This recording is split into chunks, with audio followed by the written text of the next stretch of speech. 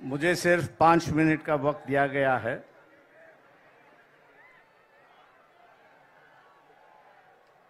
राहुल गांधी जी, कांग्रेस के अध्यक्ष खड़गे जी, प्रियंका गांधी जी, तेजस्वी यादव, फारूक अब्दुल्ला जी, मंच पर बैठे शिवसेना के उद्धव ठाकरे जी, शरद पवार जी, सभी नेतागण, दोस्तों और भाइयों,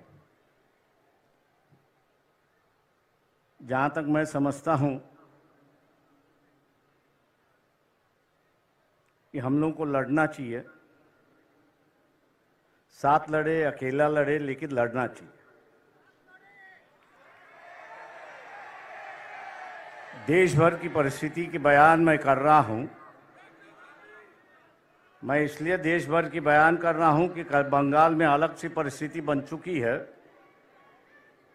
महाराष्ट्र में कोशिश की जा रही है कि हम सब जन इकट्ठा लड़े, लेकिन दो चीज़ें जो है वो सबसे बड़ी चीज़ है, मैं यहाँ पर मानता हूँ। इलेक्टरल बॉन्ड आ चुका है और हर चैनल पर अमित शाह का बयान आ रहा है कि हमने जो है इलेक्शन के माध्यम से जो काला धन था उसको भगा दिया है। लेकिन मैं मोदी जी से और अमित शाह से पूछना चाहता हूं, future gaming and hotel service company है कि जिसकी 2021-2022 की जो नेट प्रॉफिट है, ये नेट प्रॉफिट 215 करोड़ का है और उन्होंने इलेक्ट्रल बॉन्ड जो है वे 1360 करोड़ का खरीद लिया है। जब कंपनी का प्रॉफिट ही 200 करोड़ है तो 1300 के बॉन्ड वहां कहां से खरीद लिए? इसका विवरण तो होना चाहिए। मैं ऐसे कई कंपनियों का नाम दे सकता हूं।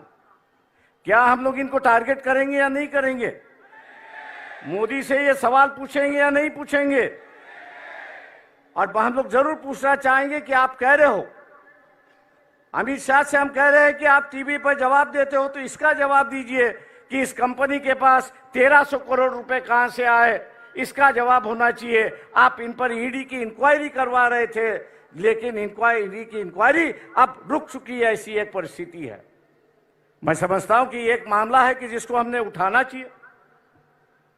दूसरा, प्रियंका गांधी जी से मेरी नम्र विनती है कि मोदी जी कहते हैं कि ये देश मेरा परिवार है। ये बात सही है कि ये देश उनका परिवार है, लेकिन उनका जो असली परिवार है उनमें से एक महिला उनके साथ में नहीं रहती है।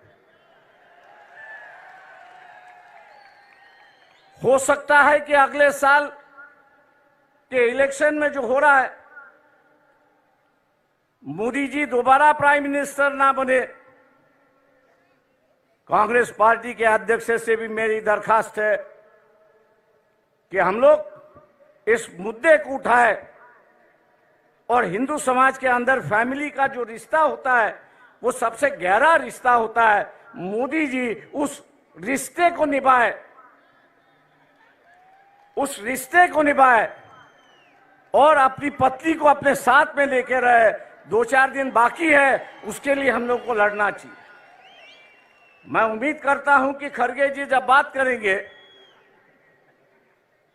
इस पर जरूर अपनी टिप्पणी यहां पर करेंगे, क्योंकि वह हिंदू संस्कृति की बात करते हैं, हिंदू रिवाज की बात करते हैं और वही रिवाज और वही उसको मानने के लिए तैयार नहीं। पर्सनल मामला है, मैं जानता हूं, लेकिन कल्चरल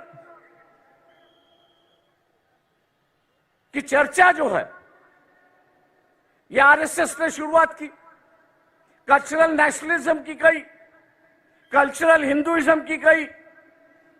अब वो अगर अदा नहीं कर रहे हैं तो मैं समझता हूं कि हम लोगों की जिम्मेदारी होती है कि उनको उनकी बात समझा है और उसको अदा करने के लिए वो अपना अधिकार के लिए वो लड़े और हम लोग उनको सिखाए। ऐसी एक परिस्थिति है। दोस्तों, 5 मिनट का वक्त होते आ रहा है। मैं और एक बात यहां पर कहूंगा। वो राहुल गांधी जी से मेरा दरखास्त है यहां पर, वो ये है कि ईवीएम जो है 2004 से मैं उससे लड़ रहा हूं। आज भी बंबई हाईकोर्ट में उसके लिए मैं लड़ रहा हूं।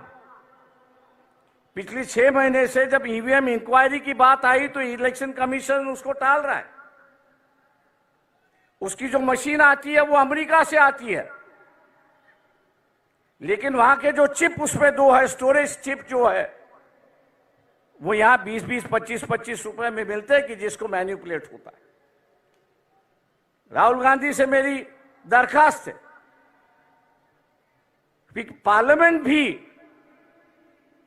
किस पे विश्वास करे, पेपर ट्रेल पे विश्वास करे और ईवीएम पे विश्वास करे।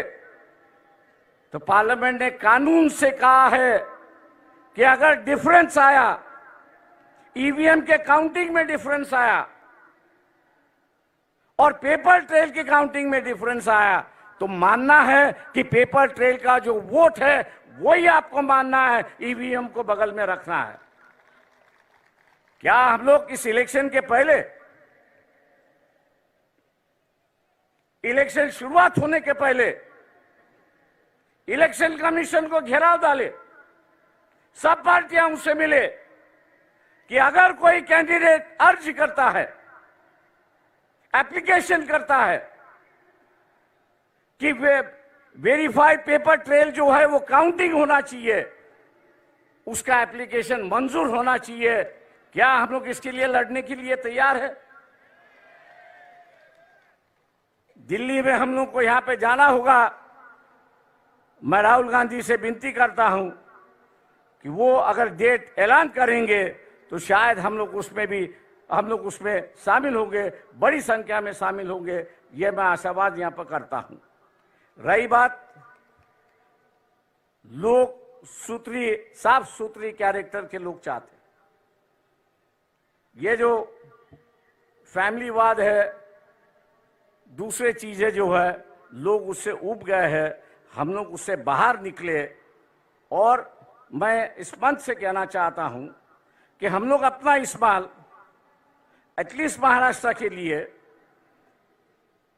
परिवारवाद के लिए खर्च करने के लिए तैयार हैं। हम आपके साथ हैं।